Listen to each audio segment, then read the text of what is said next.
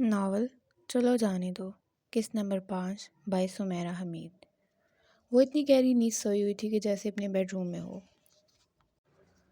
اس کی آنکھ کھلی تو کمرے میں کوئی نہیں تھا۔ فریش ہونے کے بعد وہ کمرے سے باہر آئی۔ گھر میں بہت سے افراد کی موجودگی کے آثار نظر آ رہی تھی۔ وہ کچن میں آ گئی۔ گھر بہت کھلا اور کشادہ تھا۔ آتش دان بہت بڑا اور قدیم طرز کا تھا۔ لاؤنج کے ایک طرف کچن اور دوسری طرف ہال نما کشادہ کمرہ تھا۔ ہال کے ساتھ ہی آگے پیچھے 2 کمرے بنے تھے جن میں سے ایک میں وہ سوئی ہوئی تھی۔ یہ لیں آپ ناشتہ کریں، اس کے کچن آتے ہی جنت نے ٹرے ٹیبل پر رکھی جس میں ٹوسٹ، آملیٹ اور جام تھا۔ چائے پیو گے یا کافی؟ وہ پوچھ رہی تھی۔ سارا کچن الٹا پلٹا تھا۔ استعمال شدہ برتنوں کے ڈھیر جمع تھے۔ جنت تیزی سے کام سمیٹنے کی کوشش کر رہی تھی۔ جنت کی شکل سے ہی لگ رہا تھا کہ وہ بہت تھک چکی ہے۔ میں ناشتہ کر کے مدد کرواتی ہوں، اس نے پیشکش کی۔ شکریہ بی بی۔ وہ ساتھ والی ایک کرسی پر 25 لوگوں کو ناشتہ کروایا ہے۔ اور لوگ آئے تھے رات؟ وہ حیران ہوئی۔ لڑکے تھے کافی سارے، ناشتہ کر کے چلے گئے۔ لاؤنج میں سوئے ہوئے تھے رات کو۔ راستہ کھل گیا؟ ہیرا خوش ہوئی۔ نہیں ابھی نہیں، باہر نکل کر تو دیکھیں کتنی برف باری ہوئی۔ اچھا، مقامی لوگ جتنا کر سکتے ہیں کرتے ہیں۔ سڑک کے اوپر پہاڑی پر میری بہن کا گھر ہے، کچھ لوگ وہاں اس کے گھر میں بھی ہیں۔ پچھلی بار ایک نومولود ٹھنڈ سے مر گیا تھا، ہمیں بہت دکھ ہوا۔ اوہ، ہیرا کو دکھ ہوا۔ جنت سانس لینے کے بعد پھر سے کچن سمیٹنے لگی۔ ہیرا نے بھی اٹھ کر اس کی مدد کروائی۔ اپنے گھر میں تو کبھی اس نے بیڈ کور تک ٹھیک نہیں کیا تھا، لیکن جنت کو دیکھ کر اسے احساس ہوا کہ دوسروں کے لیے بے لوث خدمت کرنا کتنا عام ہے۔ ہیرا اس سے متاثر ہوئی۔ جنت کے ساتھ ہی مل کر اس نے سارا گھر صاف کیا۔ رات کو اس کے ساتھ آنے والی عورتیں ہال میں موجود تھیں۔ ہال باقی گھر کی نسبت زیادہ گرم تھا۔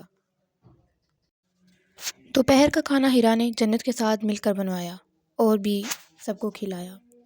بی بی، میں سونے لگی ہوں، بہت تھک گئی ہوں، آپ بھی سو جائیں۔ میں بی بی نہیں ہوں، میرا نام ہیرا ہے، ہیرا نے نرمی سے کہا۔ اچھا ہیرا بی بی، چاہے تو ہال میں آ جائیں یا اسی کمرے میں چلی جائیں۔ وہ اس کے یوں ہیرا بی بی کہنے پر مسکرانے لگی۔ نمل معاذ وغیرہ سے تفصیلی بات کرنے کے بعد وہ فریش ہو گئی۔ کمر کا درد بھی ٹھیک تھا۔ کمرے کا بیرونی دروازہ کھول کر وہ گھر کے پچھلی طرف آ گئی۔ باہر میں یقیناً وہ گھر کے لان کا خوبصورت منظر پیش کرتا تھا۔ برف سے ڈھکا لان بہت بڑا تھا۔ باہر کا منظر دیکھ کر ہیرا نے ایک لمبی سانس لی۔ برف پر قدم جما جما کر چلنے کے باوجود وہ دوبارہ پھسل چکی تھی۔ جتنے دنوں سے وہ یہاں آئی تھی وہ سب سے زیادہ پھسلی تھی۔ پہلے تو سب اسے اٹھا بھی لیتے تھے، پھر اس کے گرنے پر ہنستے ہوئے آگے بڑھ جاتے تھے۔ تیسری بار وہ پھسلی تو 10 فٹ تک پھسلتی ہی چلی گئی۔ وہ اوپر سے نیچے کی طرف جا رہی تھی۔ خود کو پھسلنے سے روکنے کے لیے اس نے برف کو گرفت میں لینے کی کوشش کی، مگر ناکام رہی اور دھڑام سے ایک گڑھے میں جا گری۔ اتنے تکلیف دہ انداز میں گرنے پر اس کی اچھی خاصی چیخ نکل گئی۔ اس کا سانس پوری طرح سے اکھڑا ہوا تھا۔ گر کر سنبھلتے ہی اس نے ارد گرد کا جائزہ لیا۔ برف سے بھرنے کے بعد گڑھا 8 فٹ گہرا ہو چکا تھا۔ اچھل کر اس نے گڑھے سے باہر دیکھنا چاہا مگر ناکام۔ کنارے کو پکڑ کر اوپر اٹھنے کی کوشش کرنے لگی، وہ بھی ناکام۔ اس کی گرفت کناروں پر موجود برف پر جم ہی نہیں رہی تھی۔ ایک بار وہ گڑھے سے تقریباً آدھی اوپر آ چکی تھی مگر پھر نیچے۔ اسی لمحے اس نے کچھ فاصلے پر کسی کو دیکھا۔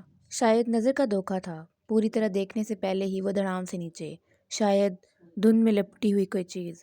وہ دعا مانگنے لگی کہ جنت ہی ہو، جنت جنت، لیکن جنت نہیں آئی۔ 5ویں کوشش میں وہ پھر آدھی باہر نکل آئی۔ اس بار 2 عدد پاؤں اس کے باہر نکلتے ہاتھوں سے ٹھیک 3 فٹ کے فاصلے پر کھڑے نظر آئے۔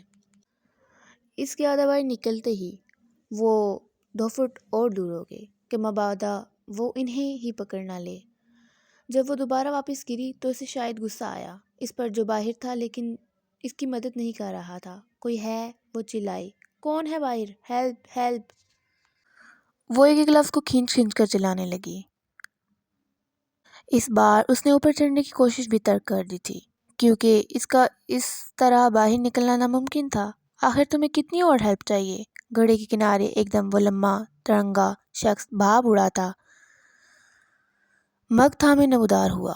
اس کے انداز میں تمسخر تھا اور اس سے پہلے شاید وہ ہنستا بھی رہا تھا۔ ہیرا کی نظریں اس پر ٹک گئیں۔ بتاؤ اور کتنی مدد چاہیے؟ وہ کنارے پر گھٹنوں کے بل بیٹھ گیا، جیسے سیف الملوک میں مچھلی تلاش کر رہا ہو۔ اس نے مگ سے گھونٹ بھرا۔ تم شہری لوگ خود کو سمجھتے کیا ہو؟ ٹام کروز یا جیٹ لی؟